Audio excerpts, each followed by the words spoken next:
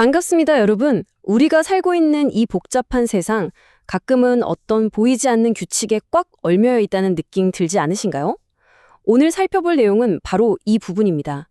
사회가 정해놓은 틀에 갇혀 허덕이던 평범한 우리가 어떻게 이 매트릭스를 빠져나와 완벽하게 해방된 마음으로 세상을 평화롭게 관찰할 수 있는지 그 진화의 과정을 한번 깊이 파헤쳐보겠습니다. 자, 바로 시작해볼까요?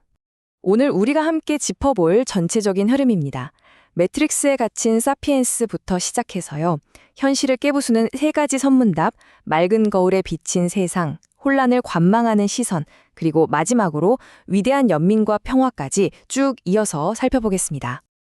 자, 첫 번째 파트, 매트릭스에 갇힌 사피엔스입니다. 생각해보면 우리는 태어날 때부터 절대적인 규칙들을 아무 의심 없이 받아들이도록 훈련받아 왔어요. 1 더하기 2는 무조건 3이다. 눈은 무조건 하얗다. 이렇게 말이죠. 게다가 항상 쾌락과 편안함만을 쫓아야 한다고 끊임없이 압박을 받습니다. 그런데 이런 맹목적인 믿음이 결국 우리를 어디로 데려갈까요? 네, 필연적으로 우리를 고통의 쳇바퀴에 가둬버립니다. 미운 사람을 억지로 만나야 하는 고통, 원하는 걸 얻지 못해서 괴로운 고통 같은 거 말이에요. 이런 것들을 흔히 8가지 고통, 즉 8고라고 부르지요.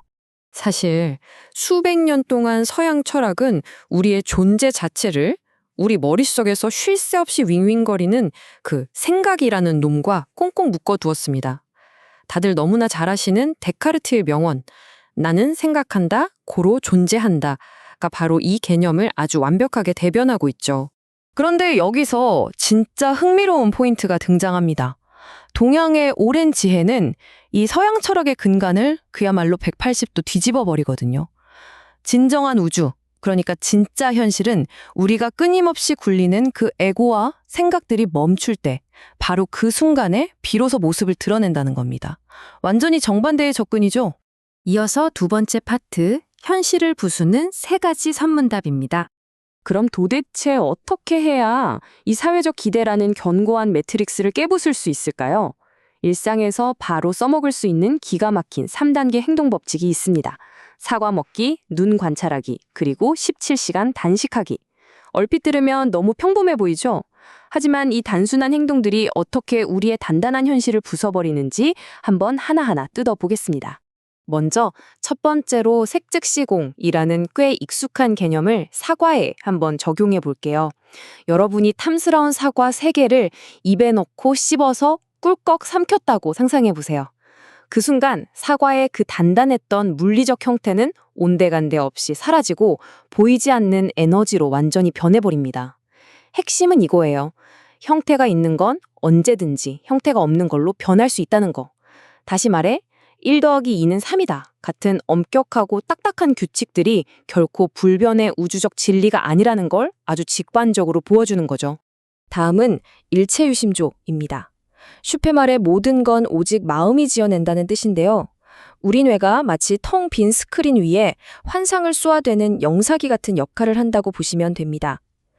우리가 철석같이 믿고 있는 현실, 그리고 수많은 판단이나 꼬리표들, 사실 이 모든 게 다 내 마음이 만들어낸 프로젝션, 즉 환영에 불과하다는 거죠.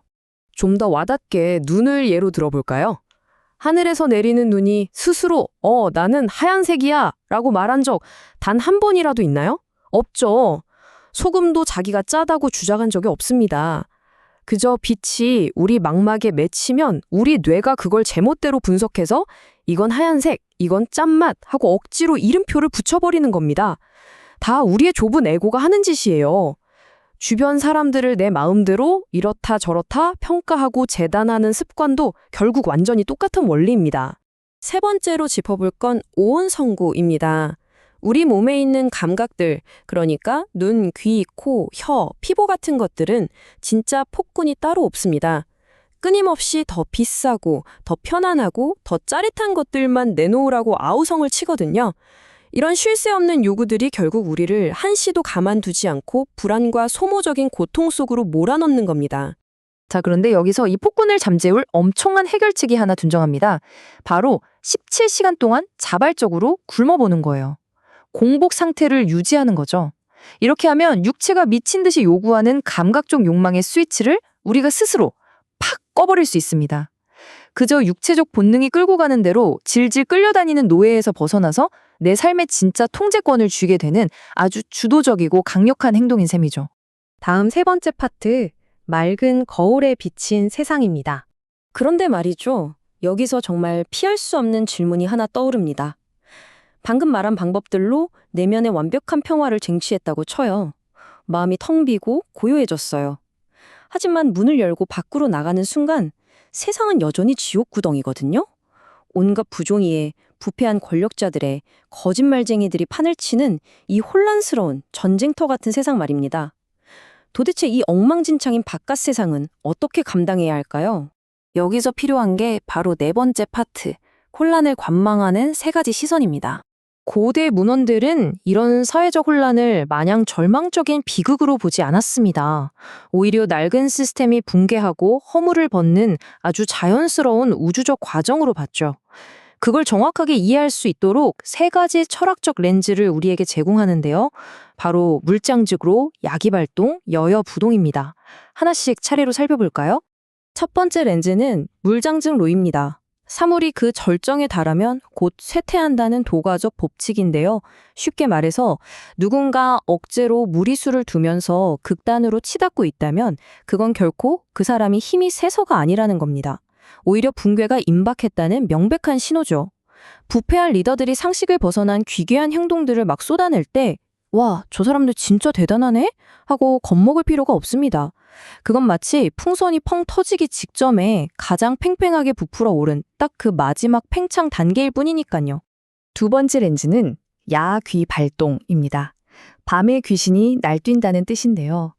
세상에 거짓 선지자나 사기꾼들이 설치는 게 사실은 깊은 잠에 빠진 대중을 흔들어 깨우기 위해 꼭 필요한 아주 불쾌한 충격요법이라는 흥미로운 시각입니다. 귀괴한 짓을 일삼는 타락한 종교 지도자들을 한번 떠올려 보세요. 그들은 사실 지독하게 쓴맛이 나는 백신 역할을 하고 있는 겁니다. 그들의 극단적인 부패와 악취가 진동을 해야 그제서야 맹목적으로 그들을 따르던 대중들이 퍼뜩 정신을 차리고 환상에서 깨어나게 되거든요. 세 번째 렌즈는 여여부동입니다. 어떤 상황에서도 흔들림 없이 고요하게 관찰한다는 건데요. 여러분 세상의 이 혼란스러운 일들을 마치 극장 스크린에서 상영 중인 잔인한 전쟁 영화 보듯이 그냥 가만히 지켜보셔야 합니다.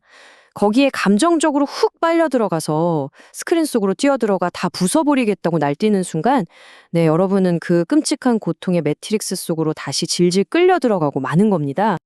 자, 드디어 마지막 다섯 번째 파트입니다. 위대한 연민과 평화. 앞서 말한 시선으로 세상을 관찰하다 보면 온갖 부조리를 마주할 때 마음이 참 무거워질 겁니다. 그런데 그 감정은요, 내 이익을 뺏겼다고 씩씩거리는 그런 옹졸한 분노가 아닙니다. 그건 진실이 뭔지도 모른 채 여전히 죽음의 불길 속으로 뚜벅뚜벅 걸어 들어가는 어리석은 사람들을 향한 깊고 거룩한 슬픔, 바로 위대한 연민인 거죠. 그래서 우리가 도달해야 할 궁극적인 목표가 뭐냐? 바로 우리 마음을 에고가 싹 비워진 크고 맑은 거울, 즉 대원경의 상태로 딱 유지하는 겁니다. 거울은 자기 앞에 선 대상을 차별하지 않잖아요. 심지어 나를 속 터지게 만드는 사람들한테조차도 세상을 그저 있는 그대로 맑게 비춰주면서 어떤 판단도 잣대도 없는 완벽하게 평등한 사랑을 흘려보내는 겁니다. 한국의 유명한 성철생님이 남기신 아주 유명한 말이 있죠. 산은 산이요, 물은 물이다. 그리고 모든 사람은 나의 부처다. 이 말이 지금 우리가 얘기하는 경지를 너무나도 완벽하게 꿰뚫고 있습니다. 진정한 깨달음의 끝에 서게 되면요. 세상이나 사람을 향해 이렇다 저렇다 과도하게 분석하고 잣대를 들이대는 짓을 멈추게 됩니다. 그냥 모든 생명력을 있는 그대로 무조건적으로 수용하고 깊이 존중하게 되는 거죠. 자, 오늘 살펴본 내용들을 쭉 되짚어 보면서 마지막으로 여러분의 마음을 톡톡 건드릴 질문 하나 던지고 마무리하겠습니다. 바깥 세상이 아무리 미쳐 돌아가고 시궁창 같아도요, 맑은 거울은 결코 오염되지 않습니다. 그저 비출 뿐이죠. 만약 여러분이 오늘 그 지긋지긋한 욕망의 스위치를 끄고 마음을 텅 비워낸다면 그 티 없이 맑아진 여러분의 거울에는 지금 이 순간 도대체 어떤 아름다운 현실이 비치게 될까요? 한번 곰곰이 생각해 보시길 바랍니다.